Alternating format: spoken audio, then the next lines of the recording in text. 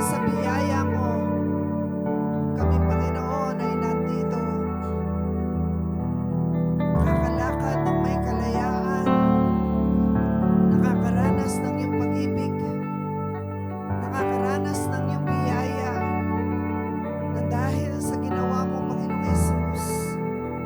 Kaya sa oras na ito, hayaan mong sambitin namin ang mga pagsamba at pagpupuri sa iyo. Because you deserve all worship. You deserve all glory, O God. Sa oras na ito, Panginoon, hayaan po ninyo na saliksikin ninyo ang aming mga puso sa oras na ito. Search the heart of every person in this place. Kahit sila na nandyan, nakikinig, nanonood sa online. Panginoon, saliksikin mo ang aming mga puso. If there's any wicked way in us, O God, kung may mga nagawa po kaming mga kasalanan, humihingi po kami ng kapatawaran sa inyo sa oras na ito. At ugasan mo kami ng iyong makapangyarihan dugo.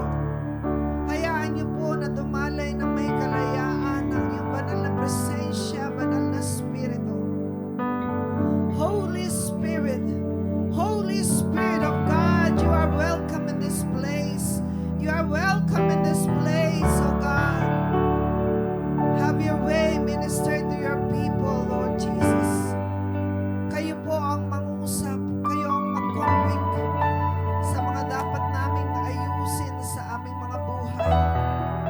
At inihiling po namin na ang iyong dugo ang siyang nagugas sa amin. Ang iyong kapangyarihan ang siyang nakabalot sa amin, O Diyos. Nadalain ko po sa oras na ito, whatever is the need or needs of your people this morning, Lord, even hanggang sa mamaya, I pray in the name of Jesus na ngayon pa lang, ipadama mo na ang iyong presensya sa kanila. Ipadama mo ang katugunan sa lahat ng mga panalangin po nila. And I pray in the name of Jesus, Lord, let there be a transformed heart. Magkaroon ng pagbabago sa amin. And we want more of your presence, Lord. Use me for your glory, O God. Kayo po ang kailangan namin. Holy Spirit, speak to your people. You are the pastor of this church.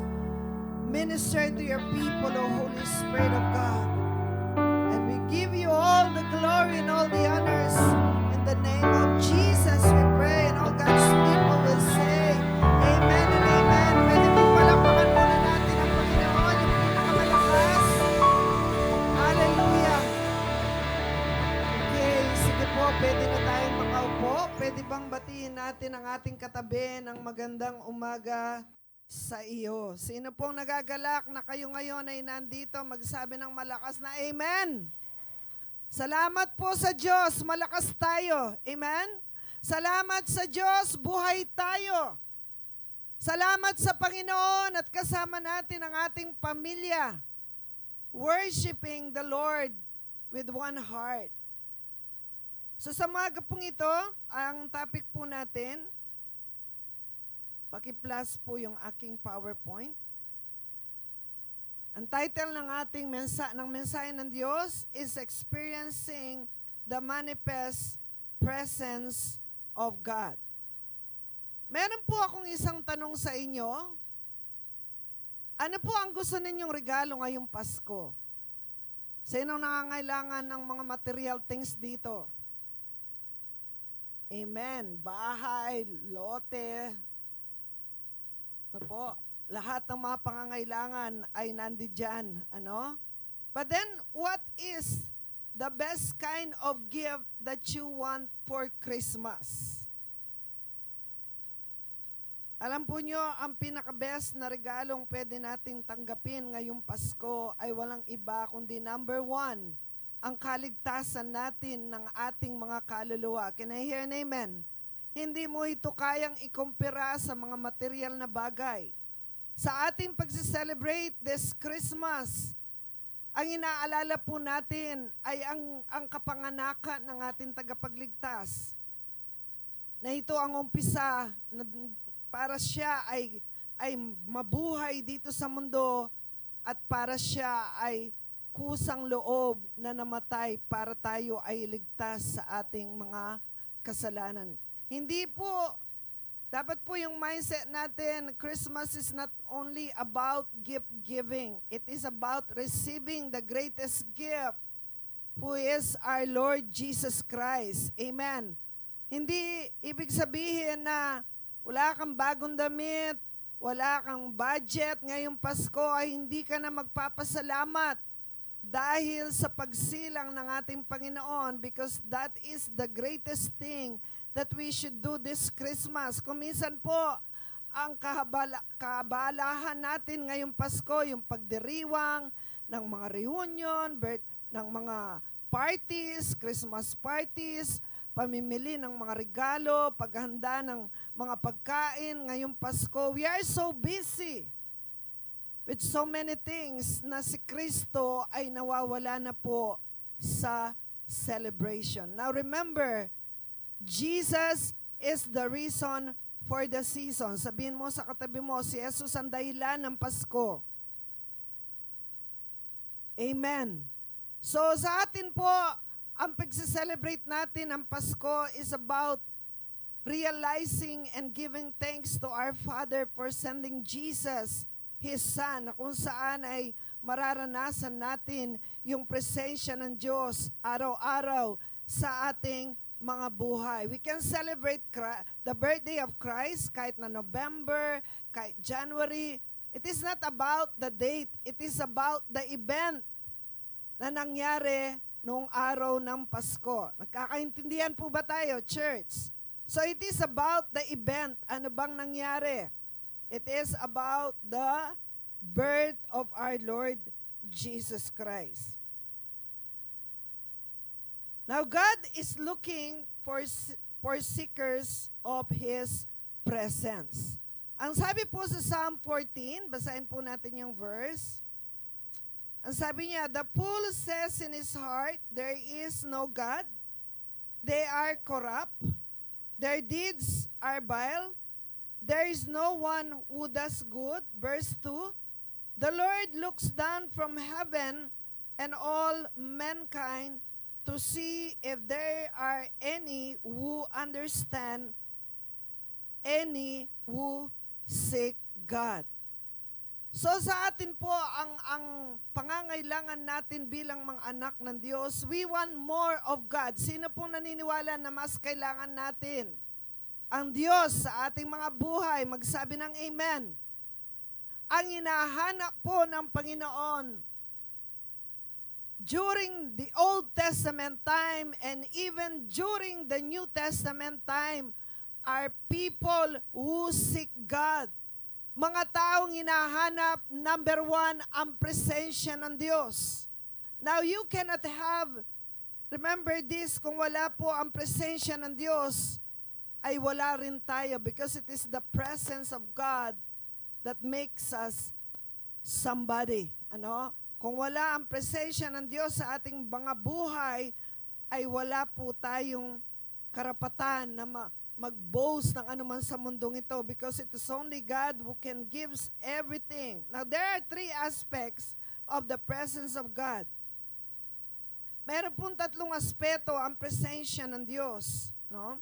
Number one, yung omnipresence.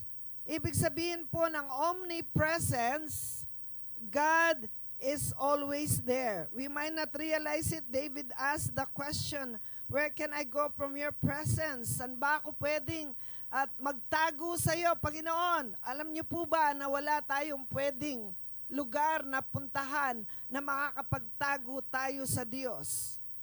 Can I hear an amen?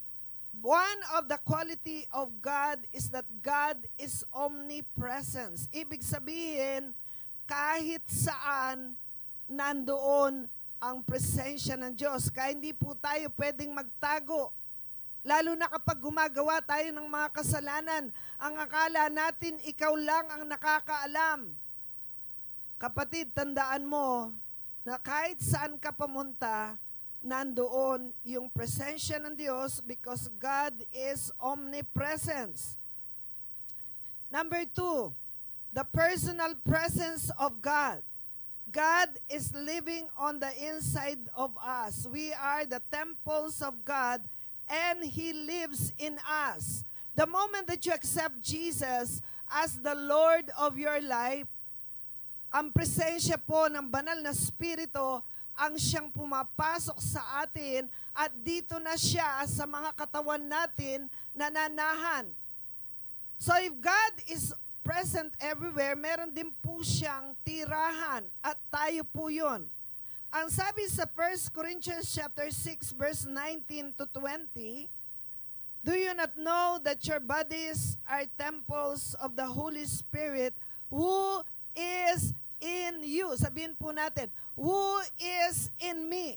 Malakas po, sabihin natin, who is in me? No? And then sabi niya dyan, who is in you, whom you have received from God. You are not your own. You were bought at a price. Therefore, honor God with your bodies. Mga kapatid, ito pong mga mensaheng ganito, madalas naririnig natin, you are the temple of God. Alam na alam natin that we are the temple of God. And the Lord is inside of us. But we need to remember that this body should be a body na talagang tatahanan po ng presensya ng Diyos, no? So you are the temple of God. And then we have number 3, the manifest presence of God. O ito po yung tinatawag na Shekinah glory, na po. So sa Pandan po ay meron tayong minamanage na eskwelahan. Ang pangalan niya ay Shekinah Christian Academy. So, ang meaning po ng word na Shekinah, no, pag-aaralan natin yan, sabi niya, when God manifests His presence, He reveals His glory, God wants us to move beyond just having a consciousness of Him, but having a personal encounter. So, makikita po natin, when we experience the manifest presence of God, it will be a physical manifestation of the presence of God. Ano?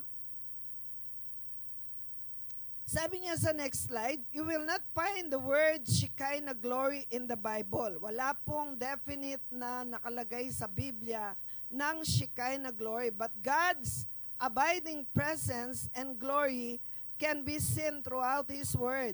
The Bible tells us no man can look upon God's face and live.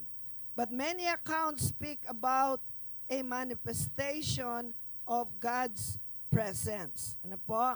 So when we're talking about the word Shekinah, next slide, the word Shekinah is related to the Hebrew language word Shekan, which means to dwell or to reside.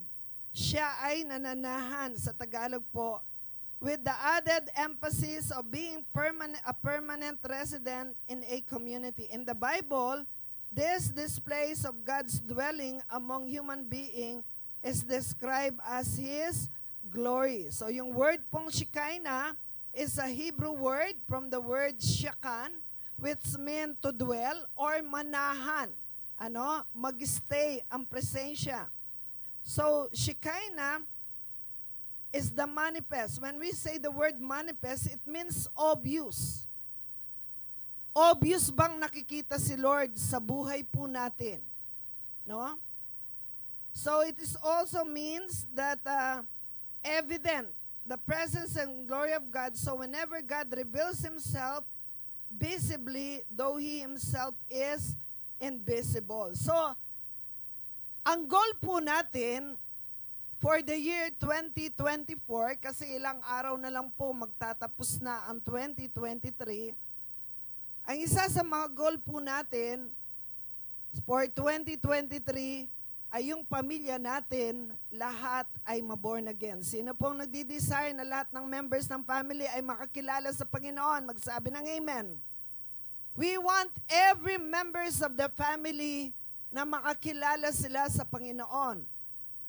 And then they can grow in the church, they can grow in the cell group, and then ma-develop po yung intimacy sa atin sa Diyos. Makita yung manifestation ng kapangyarihan ng Diyos sa buhay natin. You could just imagine if God's presence ay nandyan sa iyo, sa tatay, sa nanay, sa mga anak, sa asawa, sa magulang, every members of the family, sa inyong pamilya ay nandoon ang presensya ng Diyos, abay, milagro po ang mangyayari sa ating mga pamilya. Amen. And we need this manifest presence of God. Now, dito po sa 2 Chronicles, chapter 7, verse 1 to 3, gusto ko lang basahin po itong passage na ito. This is about when Solomon had made po yung temple, ano? Sabi niya dito, now when Solomon had made an end of praying, the fire came down from heaven and consumed the burnt offering and the sacrifices. And the glory of the Lord filled the house. Verse 2. And the priest could not enter into the house of the Lord because the glory of the Lord had filled the Lord's house. And when all the children of Israel saw how the fire came down and the glory of the Lord upon the house, they bowed themselves with their faces to the ground upon the pavement and worshiped and praised the Lord, saying, For He is good, for His mercy endureth forever. Sabihin nga natin, for He is good, and His mercy endureth forever. So this is a physical manifestation of God's glory. Nung hinandog po nila yung temple ng Panginoon na ginawa ni Solomon, they have experienced the physical presence of God's glory. Paanong nangyari po yun? Fire came down from heaven and consumed the burnt offering. Nandoon yung physical manifestation of the presence of God. Naalala niyo po ba nung kinalaban ni Prophet Elijah ang mga propeta ni Baal? Nung naghandog siya, fire came down from heaven and also consumed the burnt offering. During the time na ang mga Israelites ay lumabas sa Egypt, naalala niyo po yun? Anong nangyari sa Red Sea? Ito po ay nahati sa gitna. Now remember, walang taong kayang gawin na hatiin ang dagat. Can I hear an amen? That is supernatural. Why? Because the presence of God is with the Israelites. Ano pa pong nangyari? Sa araw, meron silang bubungan na clouds. Wow, grabe talaga si Lord, no? Ayaw niya tayong masunog ang mga balat ng mga ayaw po niyang masunog ang mga balat ng mga Israelites dahil sa init. So binigyan sila ng cloud sa araw at sa gabi meron silang pillar of fire. Now naintindihan po ba ninyo ang ibig sabihin nito? Kung gaano kalakas ang Diyos na meron tayo. And then during the time na wala silang pagkain, nagpapadala si Lord ng mga pugo, ng mana, even the time na wala silang tubig, the presence of God is always with them. Amen. So we can see how important it is to have the presence of God inside of us at mag-manifest po ito sa ating mga pamilya. Yung mga anak ninyo na problema ninyo, when you experience the presence of God, magkakaroon po ng matinding pagbabago sa buhay nila. Yung asawa mo, problema mo yung asawa mo. When you have the manifest presence of God, they will be changed for His glory. Now, what is the opposite of Shekinah? Alam po ba ninyo na mayroong kabaligtaran? Kung we have the Shekinah glory, we also have the word Ikabod. Naalala ko mayroong restaurant sa SM na Ikabod, di ba? Alam po ba ninyo kung anong ibig sabihin ng word na Ikabod? It means the glory is departed. So if you have Shekinah glory, that Shekinah glory can also depart from you. Kaya po nagiging ikabod. Pag ang isang tao o isang Kristiyano ay ikabod na, ibig sabihin, wala na ang presensya ng Diyos. At nakakatakot po kapag ka ang presensya ng Diyos ay wala sa atin. Do you hear me, church? This is very important na bago tayo pumasok sa anumang selebrasyon, sa anumang pagdating ng 2024, we need to make sure that the manifest presence of God is upon us and our family. So sabi niya dyan, if you do not covet the presence of God, if you do not recognize the presence of God, if you do not reverence the presence of God, if and when you have it, you will lose it.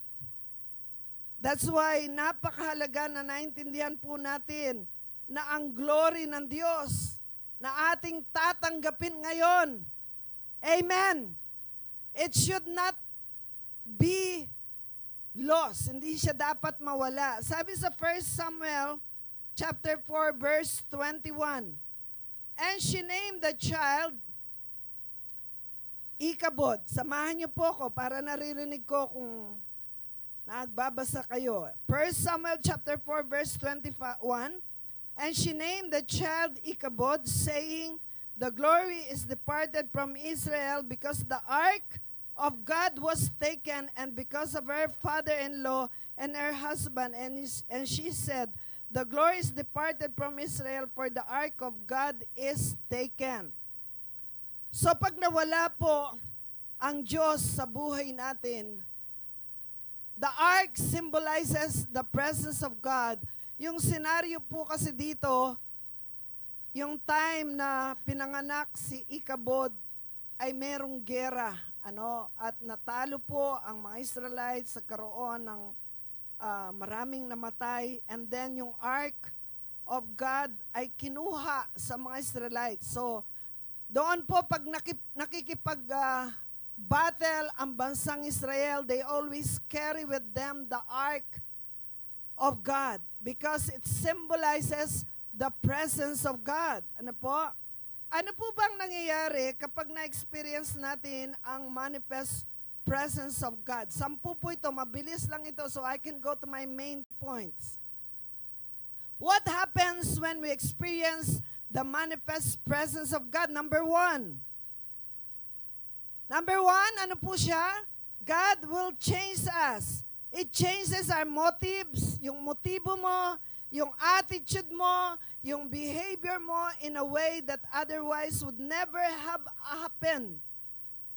When we meet with God, we cannot be the same. Something in us has to change. Sino pong mga binago ng Diyos? Dito magsabi ng amen. Sinong nagbago sa inyo? Ang relihiyon nyo o si Lord? Sino po? Si Lord. It is the presence of Jesus inside of us. Nung maranasan natin ang pag-ibig ng Diyos, nung sinuko natin ang ating buhay sa Kanya at naranasan mong Holy Spirit, God will change us. So maging ready po kayo because if you're asking for the manifest presence of God, kailangan handa kang magbago. Sabihin mo sa katabi mo, handa ka na ba? Amen. Number 2, we will want more of His presence. Magkakaroon ka ng matinding desire o pagkagutom sa presensya ng Panginoon. Magkakaroon ka ng desire to pray more. Magkakaroon ka ng desire to seek more of His words. Magkakaroon ka ng desire to worship God in spirit and in truth. So, when you experience the manifest presence of God or the Shekinah glory, hindi mo maintindihan kung anong nangyayari sa'yo. Bakit gusto mo palaging linggo? Bakit gusto mo palagi kang nagpipray, nagtatrabaho ka? You keep on praying, you pray without ceasing. Because the presence of God will want more of His presence. Ano? Number 3, God will use us for His glory. It will give us the ability to change the circumstances around us. Alam po ba ninyo, alam nyo yung mga taong punong-puno ng presensya ng Diyos. Kahit may problema yan, they're still serving God. Hindi adlang yung mga nangyayari sa kanilang mga buhay. You are still serving the Lord no matter what, in good times and bad times. Can I hear an amen? Maglilingkod tayo sa Diyos even during the time na parang hindi mo na kaya. Because the presence of God is inside of you. Number 4, people can see we are different. Tanong ganito, nakikita ba ng mga tao sa bahay, sa ating kapaligiran na ikaw ay kakaiba? No? Sabi nga, amoy Jesus ka ba? Lahat ng amoy Jesus dito ay magsabi ng amen. So you need to allow the presence of God to change us. No? Alam mo yon, hindi ka makakapag-share sa mga tao if they cannot see Christ in us. Yung testimony po natin, napakahalaga yan. Hindi lang yung nangangaral tayo ng salita ng Diyos. Hindi lang yung nakikita kanila dito sa harap, tumutugtog ka. Hindi lang yung nakikita nilang grabe kang maglingkod kay Lord. They have to see a changed person, a Christ-like person in us. Amen. Lahat po ng amoy Jesus dito ay magsabi uli ng amen. Number 5, God's protection is upon you and your family. Ang sabi sa Psalm 1, verse 2 to 3, basahin po natin. This I declare of the Lord, He alone is my refuge, my place of safety. He is my God, and I'm trusting Him, for He will rescue you from every trap and protect you from the fatal plague. Lahat ng mga nangyayari po ngayon, hindi natin alam kung ano na naman ang mangyayari sa binabalita nilang mga viruses, ano po. But when you have the presence of God inside of you, mga kapatid, ang sabi ng salita ng Diyos, He will rescue us from every trap and protect us from the fatal plague because He is our safety. Psalm 34 verse 7. Ito po, palagi kong inaalala ang verse na ito. Sabi niya, the angel of the Lord encamps around those who fear Him and delivers them. Do you know that lahat po tayo ay may naka-assign na guardian angel sa atin? Because the Bible says, the angel of the Lord encamps around those who fear Him. Yung may takot ka sa Diyos, tunay kang nakakilala sa Kanya, genuine ka, hindi ka fake. Meron po tayong mga guardian angels na hindi natin nakikita. Marahil pagdating natin sa langit, makikilala natin siya. Ano? But while we are on this planet Earth, sila yung ginagamit ng Diyos para proteksyonan tayo at ang ating mga pamilya. Isaiah 54 verse 17. Ang sabi niya, no weapon that is fashioned against you shall succeed, and you shall refute every tongue that rises against you in judgment. This is the heritage of the servants of the Lord, and their vindication from me, declares the Lord. No weapon formed against you shall prosper. Can I hear an amen? Kahit na anong klaseng weapon ang iumang ng kaaway sa atin, we have the blood of Jesus. We have the power of the Word of God to protect us. Ano po? Kaya sabi niya, no weapon formed against you shall succeed or shall prosper. Number 6, anong ginagawa po ng presence of God? It gives you rest, peace, and joy. Sabi sa Psalm 1 verse 1, those who live in the shelter of the Most High will find rest in the shadow of the Almighty. Kapatid, kung wala kang nadaramang kapayapaan sa iyong puso, walang joy, puro kapighatian, puro kalungkutan, pagod ka na, then you must ask for the presence of God. Number 7, He will guide you wherever you go. Ang presensya po ng Diyos, ang Holy Spirit, siya ang gagabay sa atin saan man tayo pupunta. Psalm 32 verse 8, I will instruct you and teach you in the way you should go. I will counsel you with my loving eye on you. So when we have the Spirit of God, we have the physical manifestation of the Lord in our life. Siya ang magbibigay ng direction sa atin para hindi po tayo magkamali sa anumang lugar na pupuntahan natin or anumang decision na gagawin natin. Number 8, favors will. Pag sinabing in-overtake ka, sino po yung mga driver dito? Paano po tayo nag-overtake? Nakikisabayan ba tayo sa katabi nating sasakyan o nauuna tayo? Siyempre, pag overtake, ibig sabihin, nilalampasan natin yung sa likod natin or katabi natin. Do you know that when you have the manifest presence of God, favors will overtake you? Pwede bang palapakan natin ang Diyos? Ibig sabihin, sabi niya, 2 Samuel 6 verse 11, the ark of the Lord remained in the house of Obed-Edom, the Gittite, for 3 months, and the Lord blessed him and his entire household. So, yung pong Ark of the Covenant, nung ito ay muling nakuha, ito ay nilagay ni David kay Obed-Edom. At nung ito ay nalagay kay Obed-Edom, the Lord blessed him.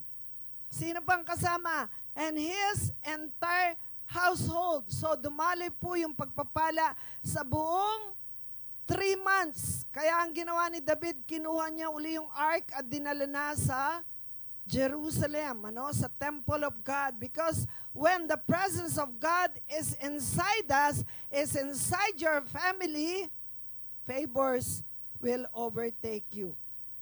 Deuteronomy chapter 28 verse 2, all this blessing will come upon you and overtake you if you obey the Lord your God. Lahat po ng handang sumunod sa Panginoon dito, magsabi ng amen.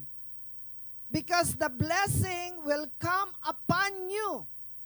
Sure na sure po yun. Ang sabi ng Panginoon, the blessing will come upon you.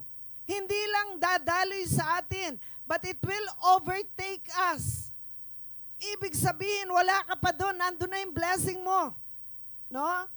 Ang sabi ng Panginoon dito, if you obey the Lord your God.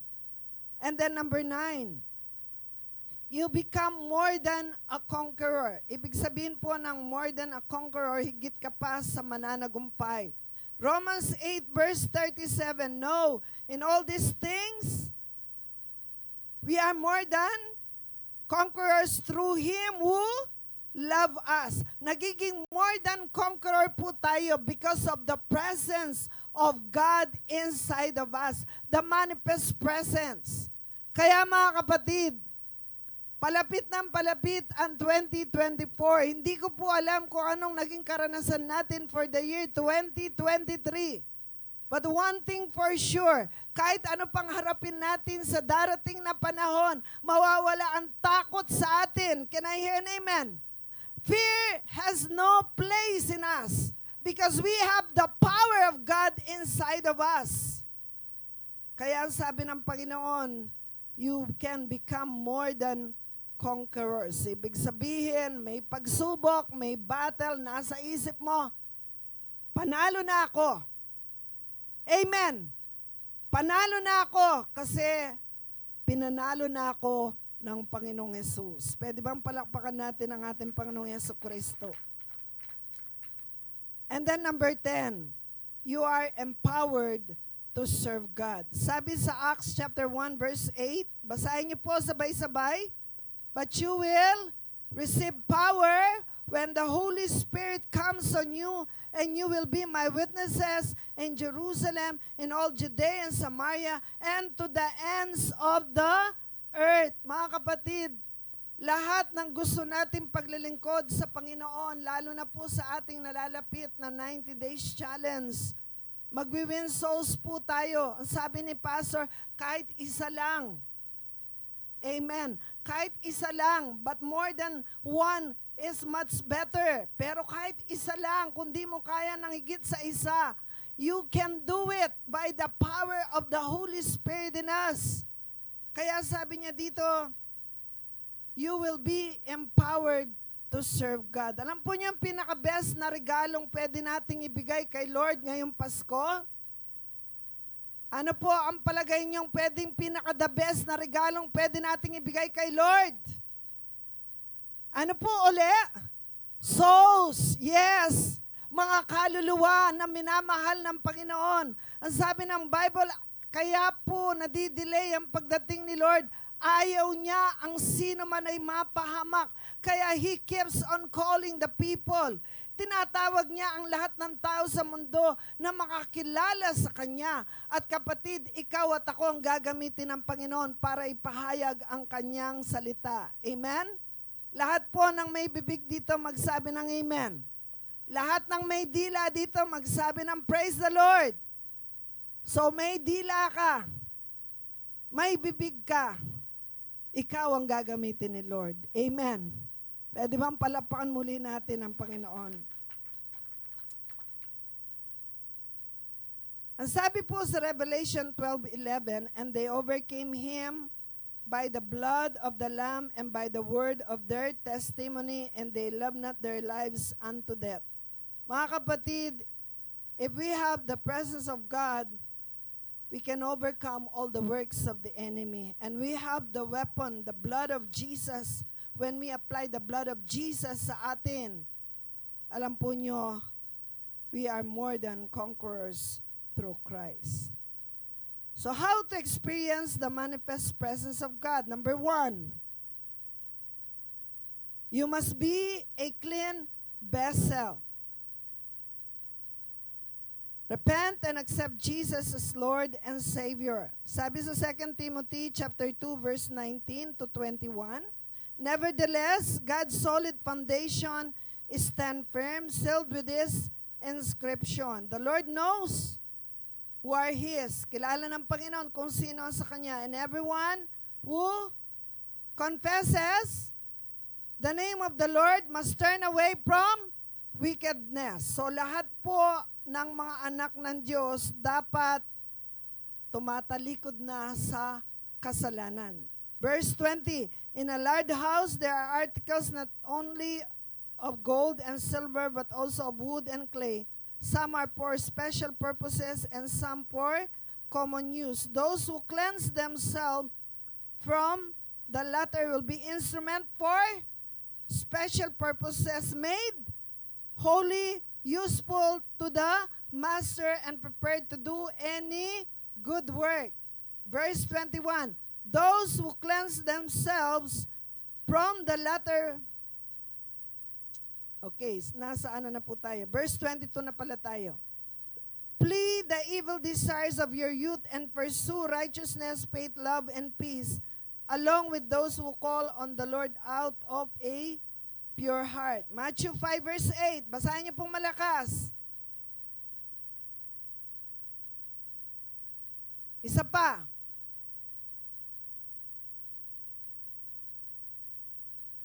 Tatanungin ko uli kayo, sino nandito na gusto mong daluyan ka ng presensya ng Diyos? Taas ang kamay. Anong number 1 requirement? Purity. Dapat malinis ka. Sino po nandito na gusto nyong gamitin yung mga maruruming plato? Plato na lang. Wala, di po ba? Sino nandito na gusto nyong sinusuot ang maruruming damit? Meron, wala? Ay, tahimik sila. Of course, wala, di ba? Kayo nga magkatabi, halimbawa, marumi yung damit ng katabi mo, kabulok na, bantot, sabi nga po ni Cody. Ang baho mo, sasabihin sa'yo, because you do not want to wear dirty clothes. Alam niyo po si Lord, sino uli tayo? Ang katawan natin, kanino ito? Kanino po ang katawan natin? Kay Lord. Sino ang nananahan dito? Kanino templo ito? Sa Holy Spirit, palagay mo, gagamitin ka ni Lord kung marumi ka. Tayo nga, sinasabi natin, yak, ang dumi ng bahay, hindi ako makatulog. May ipis, may tayo ng aso, tayo ng pusa, ang baho. Tayo, tao lang tayo. But we cannot stand a dirty house, a dirty place, dirty clothes, maruruming utensil, hindi natin kayang gamitin. What more si Lord? Naintindihan na po ba natin ngayon? That if you want to have the manifest presence of God, number one, kapatid, kailangan isuko mo lahat ang mga kasalanan mo. You need to repent. You need to confess so that the blood of Jesus can cleanse us. Number two, love God above all things. Alam na po natin ito, no? What are the two greatest commandments? Love God above all things and love your neighbor as you love yourself. Now, if you want to have the manifest presence of God, kailangan sold out ka sa pag-ibig ni Lord sa'yo. And in return, dapat mahalin po natin siya. Hindi yung napipilitan ka lang. Hindi yung parang obligasyon lang na mag-church ka, magbasa ka ng Bible, magpuri ka sa Panginoon. Hindi na kailangan gawing obligasyon sa isang taong nagmamahal sa Diyos.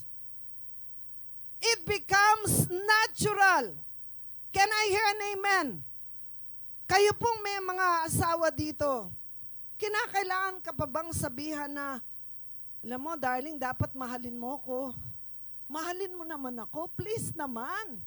Bakit mo siya pinakasalan kung kailangan pang sabihin na mahalin mo siya? When you commit to a relationship with God, hindi ka na kailangan sabihan.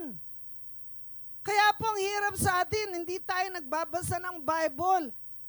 Hindi tayo nagpipray, hindi tayo nagkakaroon ng panahon sa Panginoon kasi may question mark yung pag-ibig natin sa Panginoon. Totoo ba na si Lord ang number one? Sabi sa Mark 12:30-31, love the Lord your God with all your heart, with all your soul, and with all your strength. Letter A, prioritize your intimacy with God. Unahin mo ang ugnayan mo sa Panginoon. Ano pong ibig sabihin ng prioritize? It means to designate or treat something as more important than other things. Unahin. No po? If you give priority to something or someone, you treat them as more important than anything or anyone else. Kapatid, pinaprioritize po ba natin ang ugnayan natin sa Panginoon? Do we give time? Letter B, you have to desire for more of God's presence. You go deeper in worship. When we worship in the church, how do you worship, church? Inaawit mo lang ba yung awit diyan? Or do you meditate on every words that is being sung as we worship? Ninanamnam mo ba yung bawat mensahe ng mga awit na yan? Because when you worship, wala ka nang pakialam sa katabi mo. Gusto mong umiyak, okay lang yan. Gusto mong sumamba sa Panginoon, itaas ang kamay. You don't care about other people because it is between you and God alone. Amen. So, you have to desire for more of God's presence, no? And then letter C, make it a number one priority to read and obey God's Word. Sino pong lahat ng nagbabasa na ng Bible dito magsabi ng Amen? So by the year 2024, let's start all over again. Kung hindi man po natin ginawang number one priority ang pagbabasa ng salita ng Diyos, gawin po natin ito. Letter D, devote yourself to prayer and fasting. Sino na pong nakaranas na nag-fasting dito? Ano pong nangyari sa fasting ninyo? May epekto ba? May milagro bang nangyari? Sinong nakaranas ng mga milagro dito nung nag-fasting sila? Magsabi ng Amen. Amen. Because when you pray with fasting, grabe po yan. Matindi ang magiging resulta when we reach the year 2024 if we are going to be committed to prayer and fasting. Napaka-importante po niyan, ano? Kaya we are trying to lead God's flock, tayo pong dito sa New Gen, na matuto tayong mag-prayer and fasting. Kaya po lahat tayo dapat, when we start the 90 days challenge, dapat lahat tayo mag-commit po tayo sa pananalangin at pag-aayuno. Letter E, practice self-discipline and be consistent. Paano kang magkakaroon ng intimacy sa Panginoon kung ngayon magpe-pray ka? Bukas, hindi. Bukas, hindi. The following day, magpe-pray ka. The following day, mag-church ka. Kinabukasan, wala uli. Mas marami pa yung panahon mo sa mga ibang bagay, sa cellphone mo. Buti pa nga yung cellphone mo, palagi mong pinapanood kung ano-anong pinapanood natin dyan. Ano? Kaya nga sabi ko kay Pastor, gusto ko nang mag-deactivate sa Facebook, i-retain ko na lang yung messenger ko, sabi ko sa kanya, kasi ang daming nakakatuksong panoorin sa cellphone na kung wala kang disiplina, hindi mo alam. Isang oras ka nang nanonood sa Reels. Tama ba ako? Umamin na po tayo. Amen? So if you do not have discipline when it comes to your time, hindi lang sinasabi ni Lord, pero nagsiselos po siya sa cellphone.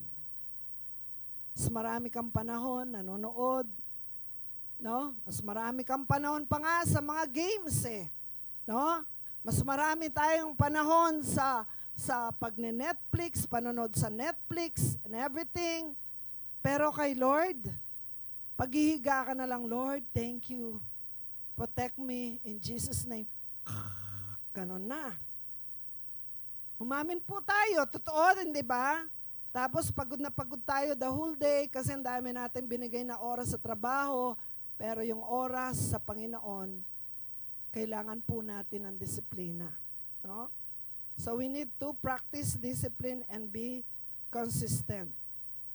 Letter D, rebuke and resist all hindrances to your intimacy with God. Alam po ba ninyo na ang target ng kaaway, even during that, nakinig po kami sa conference, ang number one na target ng kaaway ay yung intimacy natin sa Diyos. Because we have power, nare-recharge po tayo ay lalong na-empower ng Holy Spirit when we draw near to God. Pag nandyan, consistent ka sa yung devotion sa Panginoon, abay, pagtayo mo pa lang, takot na ang mga demonyo sa iyo. That's why the devil wants to stop you. Take note niyo po yun. Ang gagawin ng kaaway, hindi ka niya hihintuan sa pag-church. No? Sige, mag-church ka lang, pero huwag kang magpe-pray. Huwag kang magko-connect sa Diyos. Gagawin niyang relihiyon ang ginagawa mong pag-a-attend because the devil knows, pag naging malapit tayo sa Panginoon, kaya po nating labanan ang anumang mga weapons niya. James 4:7, submit yourselves then to God. Resist the devil and he will.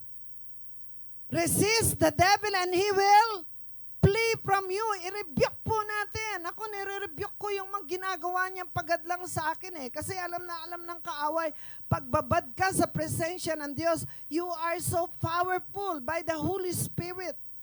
Kaya ang gagawin niya, patutulugin ka niya, papagurin ka niya, iaano yung attention mo sa ibang bagay. Pagka ikaw ay magpe-pray na o magbabasa ng Bible, konting-konti na lang yung binibigay natin sa Diyos. Church, we need to rebuke and resist all hindrances to your intimacy with God. So, paano po natin ma-experience ang presence ni Lord? Number 1, you must be a clean vessel.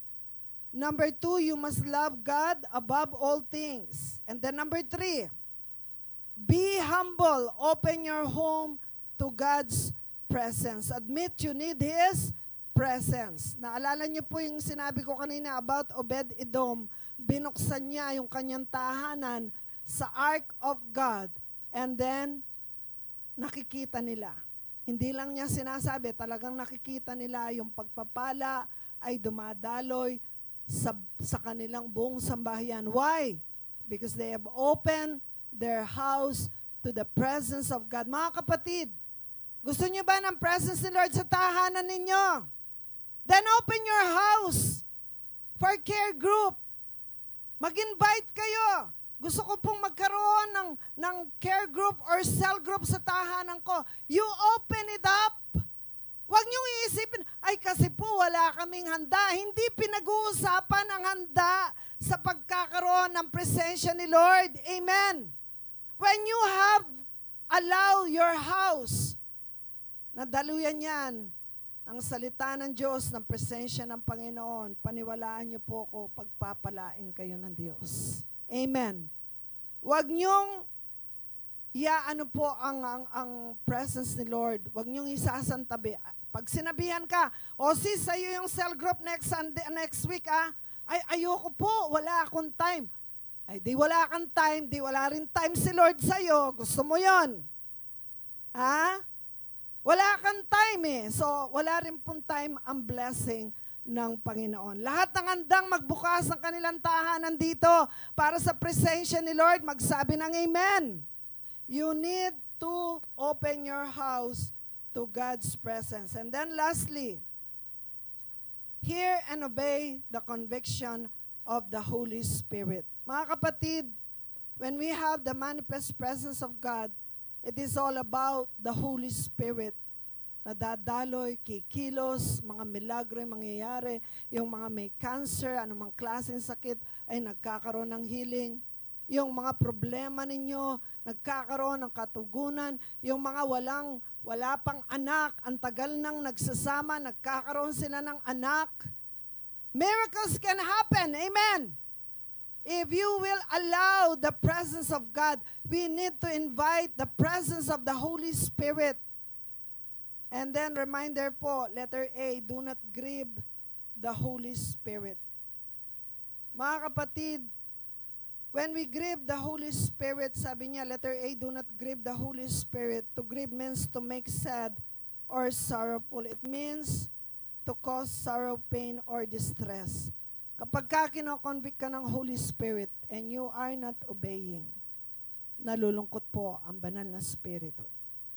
Mga kapatid, as I close this morning, ano ang gusto mong magkaroon sa iyo at sa iyong pamilya? Do you want the Shekinah glory of God? Or do you want the ikabod na mangyari sa inyong pamilya? What we're praying is that lahat po tayo daluyan ng presensya ng Diyos.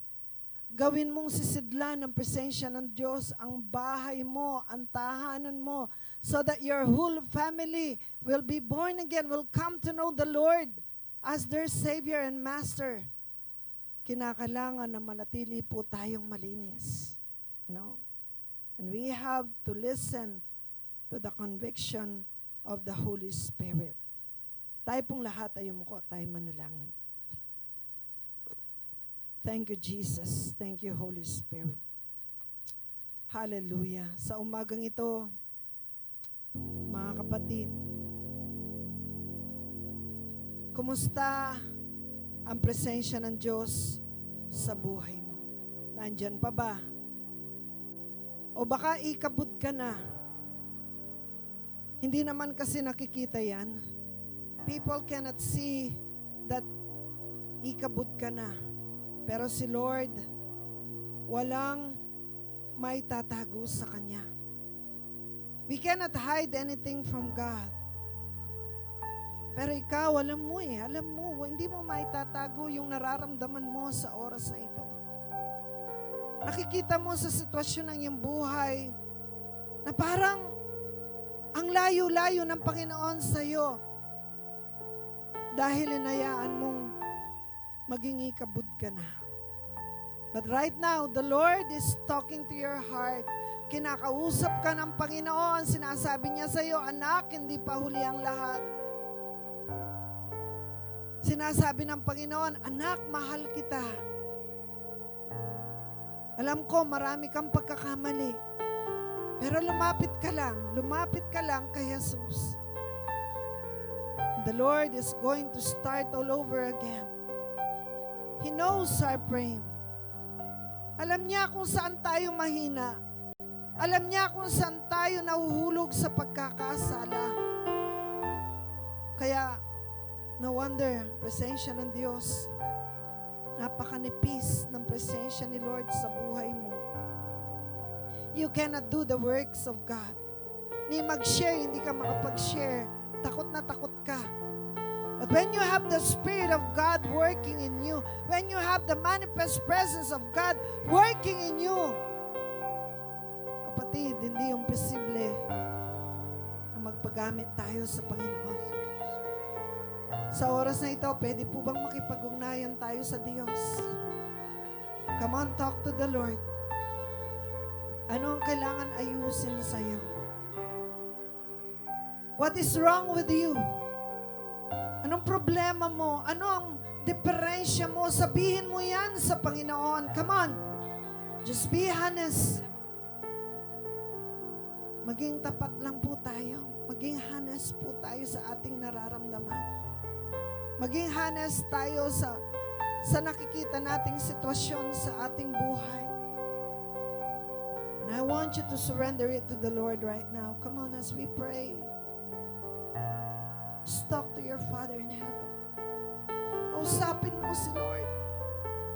Kausapin mo, Panginoon. Just allow Him to embrace you with His love.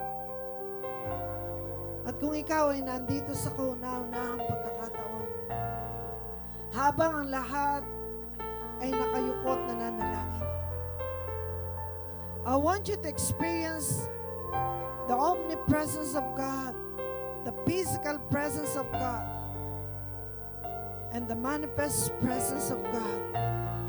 Pero pwede mo lang maranasan yan, kapatid, if you will surrender your life to the Lord. Kung ikukumpisal mo yung mga kasalanan sa Panginoon, tumingi ka ng tawad at tagapin mo siya bilang Diyos at tagapagligtas. I'm inviting you right now, if you are here for the first time. Kapatid, huwag mong ipagwalang bahala ang imbitasyon ng Panginoon para linisin ka sa lahat ng iyong kasalanan. Pwede ba kitang anyayahan na ipanalangin ang panalangin ito ng pagtanggap at pagsuko ng buhay sa Panginoon? Sabihin mo ang panalangin na ito, kapatid. Just follow me. Panginoong Jesus, sa oras pong ito, binubuksan ko ang aking puso at inaamin na ako ay isang makasalanan. Sinusuko ko po sa inyo ang aking buong buhay at humihingi ako ng patawad sa lahat ng aking mga kasalanan. Patawarin po ninyo ako, Panginoon. Hatugasan mo ako ng iyong makapangyarihang dugo. Magbuhat sa oras na ito, tinatanggap kita bilang aking Diyos at tagapagligtas ng aking buhay. Kayo na pong maghahari sa akin. Banal na Espiritu, kayo na po ang manguna sa buhay ko. Sa pangalan ni Jesus. Amen. If you are here, ba kayo? Sabi po ni Ma'am Malu, handa na ba kayo? Ang ganda po ng ano, ugma po lahat yung message at saka yung kanta sa testimony ko po. Kaya hindi ko po hahabaan to kasi nandun na lahat. Kasi po, nakalimit lang tayo. So ako nga po pala si Malu Paras, as in Ate Malu ng lahat. At asawa ko po si Soren Legaspi. Ay, Brother Robert pala. Yung kamukha po ni Soren Legaspi. Yung pinakagwapo po. So, bibilisan lang po natin to, no? Kasi po, ayaw ko nang umiyak. Kasi po, ubos na ang iyak ko. So, umpisahan po natin yung makasaysayang buhay ko. Noong 2000, hindi ko na po matandaan, basta 2000, nag-start po ako sa Shekinah. Doon po sa maliit na tindahan doon po ako nagtitinda, doon ko na po kinukuha ang lahat ng aking source of income at doon ko po nakuha ang kalakasan ko kay Lord.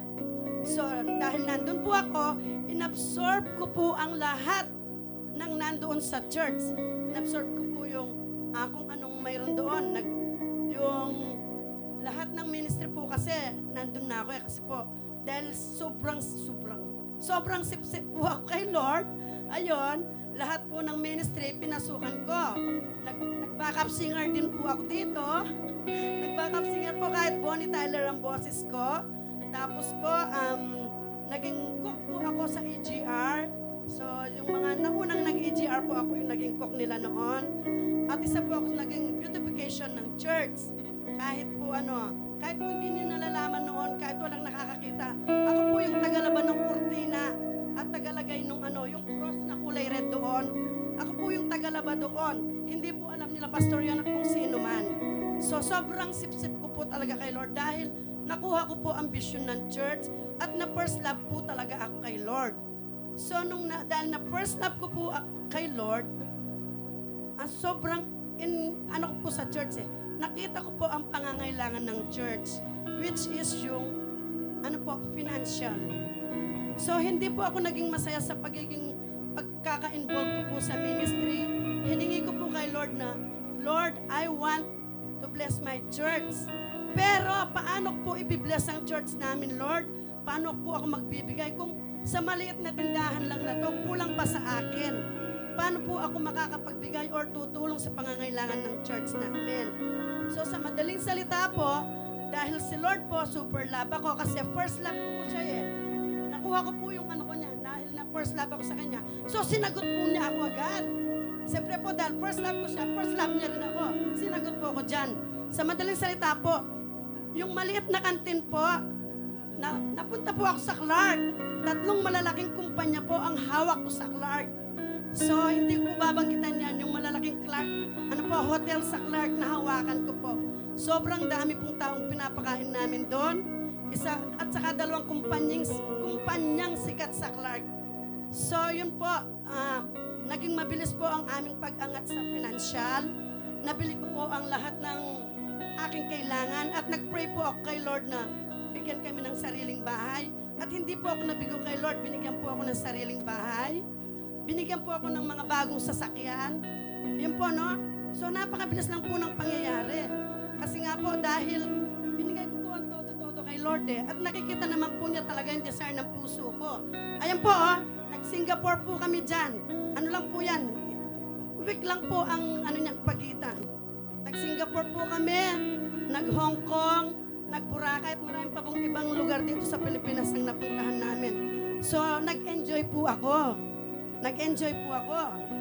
Dati po akong 12 ni Ma'am Malus. Akala ko po, yung nagbibigay ka sa church is enough na yon. Akala ko po, napapasaya ko na si Lord, napapasaya ko na yung church, at yung mga ibang nating mga is naaabutan ko po kahit paano. Pero, si Lord po pala ay napaka-seloso. Napaka-jealous po ni Lord. Kasi po, yung time na yan, dahil wala na po ako, masyado po akong nagsubsub sa trabaho. Kasi po, nasilaw po ako sa malaking kita. As in, malaking kita, hindi po sa malaki, napakalaking kita. Kasi nag-enjoy po ako, nagbibigay ng napakalaking tithes. Hindi ko po alam na napapalayo na po pala ako kay Lord. Napapalayo na ako. Hanggang sa, hindi na po ako nakakapag-attend ng cell group. Hindi na ako nakakapag-devotion. Hindi na ako nakakapag-attend ng seminar, ng mga conference. Wala na rin po akong ministry ni isa sa church. As in, wala. Wala na po akong oras talaga kay Lord kasi 3 oras lang po talaga ang tulog naming mag-asawa. Kasi po, sobrang naano po kami nilinlang po kami ng Diablo in short. So hindi po namin namamalayan, nawawala na rin po ang oras namin kay Lord. As in zero. Zero. Kung paano po ako na first love, biglang nagdown po ang relationship ko kay Lord. Akala ko po, nabibless ko si Lord sa aking pagbibigay. Pero, tandaan niyo po, nandun po sa preach ni Ma'am Malu, God is a jealous God. Mapagselos siya po, i-Lord tamo. Ang mga binigay niya po sa akin, kung ano po yung mga binigay niya, 2 brand new sasakyan po. Brand new sasakyan po yon nawala. Nung nag-pandemic po hindi po natin inaasahan pare-parehas ang pag-ano ng pandemic. 3 company nung pandemic, shutdown. Wala kami. 3 po Isipin niyo po, yung source of income namin nawala. 2 brand yung sasakyan namin nawala. So, ano pong nararamdaman nyo? Malungkot na ko po, gagaga na kayo. Yak po nakpisang gumaga. Uling sinawa na akong gagaga kan Lord. So, yung time na yun po, as in umiyak ako, Lord, bakit mo pinahintulutan na mawala ang lahat ng ito? Napakabilis lamang po. Split seconds po, nawala ang lahat. Source of income, material na bagay na inaano po yung sinasamba. Kumbaga, parang sinamba na rin po natin siya. Kasi wala po talaga akong relasyon kay Lord. Ganun po. So, umiyak po ako, umiyak. Wala akong ginawa kundi umiyak. Nandiyan po si Sister Malu, si Ma'am Malu, at saka po si Pastor. Lagi po akong pinupuntahan, pinagpipray nila ako. Yung asawa ko po, siya yung lagi nagpapalakas ng loob sa akin. Yung biyenan ko po, kahit nasa ibang bansa sila, lagi po nila akong pinagpipray kasi po, sobrang depressed ko po. Sino po ba ang makakaahon sa ganoong sitwasyon? Pero si Lord po is a good God. Tapos po, sinabi niya sa akin, yan po, na gano'n po kami 2 mag-asawa, sabi namin, Lord, anong lesson ang binibigay mo sa amin? Ayun po, ang parang binigyan na lesson sa amin ni Lord is, yung message ni Lord is, Matthew 6:33, seek ye first the kingdom of God. Pero, pinapamuhay po ba natin ang seek ye first the kingdom of God? Alam po ba natin gawin ito sa buhay natin? Hindi po, di ba? Salita lang yun, verse lang po natin yun. Pero sa totoo po, nung pinadaan po kami ng sitwasyon na gano'n ni Lord, mag-umpisa po nung last year na December 20 or something December po, nag-start na po kaming nag-devotion, mag-asawa. Hawak kamay po kami, hindi po kami alalabas ng bahay nang hindi kami nakakapag-devotion. Nagde-devotion po kami, nag-a-attend na ako ng cell group at saka conference. Tapos po yung iniiyakan ko kay Lord na, kasi po siyempre pag wala ka ng source of income, wala ka na rin pong tithes. Almost 1 year po akong hindi nagbibigay ng tithes na ganun kalaki. Tapos sabi ko po, bakit Lord, ayaw ko po ng ganito lang yung tithes ko? Hindi ako empleyado, Lord. Itinilaga mo ako bilang isang negosyante. Nung ano po kami, sandali po, ninenervous na ako. Sabi ko po, kahit po walang-wala kaming pera, walang-wala kasi zero, nag-usap po kami 2 mag-asawa, bakit hindi natin ibigay yung dating tithes natin noon na kinikita natin doon. Alam niyo po, mahirap bunutin ang ilang digits na tithes na wala kang source of income. Alam niyo po, binigay namin yon buhat nung kalagitnaan nata or early to 2023 po. Binigay po namin yung tithes namin na dati naming tithes na kahit wala po kaming source of income. Tapos po, hindi namin namamalayan, yung po palang church, ay yung po palang tithes namin, na iisa na lang po yung ano namin, yung source of income namin, yung po samjihan. Iisa na lang po yun. Yung po pala ang, kung ano po yung binibigay namin dito sa marami, na ibibigay na rin po namin dito. Hindi po namin namamalayan. So, nung lately po, nung nakita namin pong gano'n yan, biniless na po kami ni Lord nang hindi namin namamalayan. Dumadami na po yung mga pinapadala niya mga customer, mga bus na po yung pinadala ni Lord. At saka maraming caterings na po yung pinapadala sa amin. At saka po mga taga-ibang bansa na rin po yung aming mga kliyente. Marami na po akong caterings dyan. Ayan po. Punong-puno na po yan. Dati po, wala kaming customer ni isa. Hindi po namin alam kung saan kayo mag-uumpisa. At alam ko po, sabi ko po, titigil na ako. Pero hindi po pala. Si Lord po, tinuruan lang niya kami ng leksyon na nasaan na ang unang pag-ibig mo sa akin. So yun nga lang po, tandaan niyo po mga kapatid, lahat po ng nangyayari sa ating buhay, may purpose si Lord. Sabi nga po sa Jeremiah 29:11, "For I know the plans I have given to you, plan to prosper you, not to harm you." So yun lamang po, at nawa po maging inspirasyon po kayo sa aming nangyari. Yung akala mo po na down ka na, pero may tinuturo lang po pala si Lord sa atin. Kaya, bunutin niyo po, ayan po, oh. Ito lang po yung tithes kong ito sa mga sa Samjian lang po namin, sa restore sa ano. Nakatumbas po ng 3 company. 3 company na 3 oras lang ang tulog. Pero ito po, nagtatides kami. Isang company lang ang hawak namin. At naging maganda pa ang relasyon ko kay Lord. Naibalik ko yung relasyon ko kay Lord. Naging maayos ang relasyon naming mag-asawa lalo na. At naging maayos na po ang tulog namin. So, kaya ihanda na po ang inyong ano. Huwag niyo pong panghinayangan. Kung nga po, kung kami po sa aming dalawang mag-asawa na ano yung buhay namin, lalong-lalo na po kayo. Breakthrough is coming! Breakthrough is coming po! Claim tayo yan! Bago po 2024, receive-dahan lang ang puret ang blessings tamo. Kaya, pray tayo po. Mag-pray tayo na po. Tayo po tayong lahat. Huwag po natin panginayangan ng mga tithes na ito. Heavenly Father, maraming salamat po sa inyo, ang aming amang Diyos. Lord, alam po namin na hindi mo kailangan ng aming mga pera, Panginoon. Tinitingnan niyo po ang aming puso, Panginoon. Lord, tulungan niyo po kami at turuan niyo po ang bawat isa sa amin na magtiwala lamang sa inyo, Panginoon. Father God, alam ko po, kayo po ang magbabalik at magbibigay ng aming mga ikapong na to, ang aming mga love gifts, ano man po ang aming nakayanan. Pero Lord, ito, taos puso namin binibigay sa inyo ito, Panginoong Yesus. Pinagpaguran po namin ito at masaya namin ibibigay sa iyo ito, Panginoon. Kaya Lord, tanggapin niyo po ito bilang aming pagpupuri at pasasalamat sa iyo.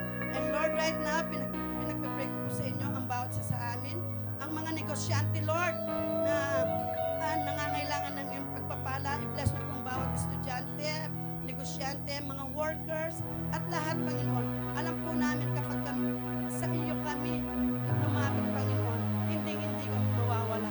Kaya Lord, maraming salamat po sa iyo po ang lahat ng papuri sa salamat sa tayong pangalan mo lamang sa Kristo. Amen.